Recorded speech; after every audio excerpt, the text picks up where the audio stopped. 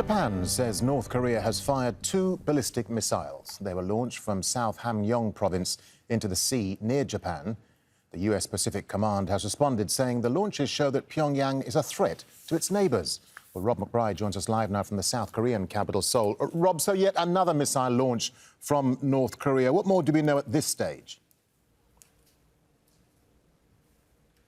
It is quite a significant development. It happened early Thursday morning, was first detected by the Japanese Coast Guard, later confirmed by officials here in South Korea as being 2 projectiles flying some 450 kilometres. And both Japanese and US officials are now saying that these were ballistic missiles. Now, this is the first time in a year that North Korea has launched one of these provocative type of tests. For the past couple of years, since the negotiations between North Korea and the US over denuclearization broke down, it has returned to developing and testing its missiles and weapon systems, but they have tended to be less provocative, shorter range missiles and rockets being fired off its coast, the kind of weapons that are not banned by UN resolutions. And in fact, only last weekend it was confirmed that they had fired off 2 cruise-type missiles. The White House has largely ignored that. US President Joe Biden saying that that was no big deal, that it was business as usual.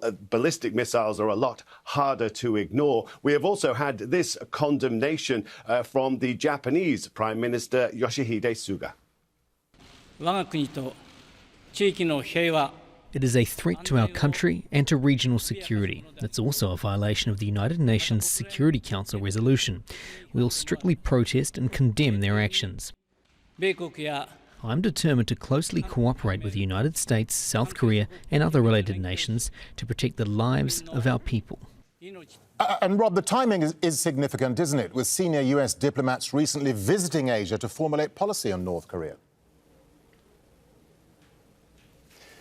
That's right. We have a change in U.S. administration. Antony Blinken, the U.S. Secretary of State, was in Northeast Asia meeting with his counterparts in Japan, South Korea just last week as they are formulating what their strategy will be towards North Korea. Now, the North Koreans confirmed during that visit that they had received overtures from U.S. officials about restarting dialogue, which they said they basically ignored. But it was thought by other statements that they would wait and see just what the policy was, not carry out any kind of provocations while the US comes up with whatever their strategy is. It seems by this test that possibly North Korea has had a change of heart. It sees no point in waiting, possibly. It has nothing to lose by firing off these kind of missiles at this point, and if anything, might add pressure and discomfort on the US administration.